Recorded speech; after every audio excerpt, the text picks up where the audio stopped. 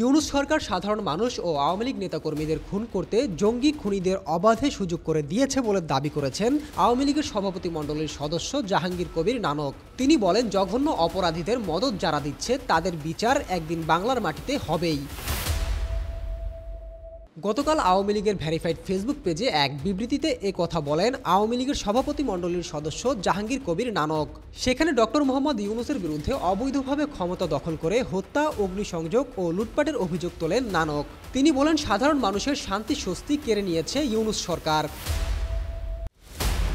নিত্য প্রয়োজনীয় পণ্যের মূল্য আকাশ ছোঁয়া, সেদিকে নজর না দিয়ে আওয়ামী লীগ নিধনে নেমেছে সরকার। এছাড়াও আসন্ন দুর্গাপূজার মূর্তি ভাঙচুর করে হিন্দু সম্প্রদায়ের ধর্মীয় অনুভূতিতে আঘাত দেওয়া হচ্ছে।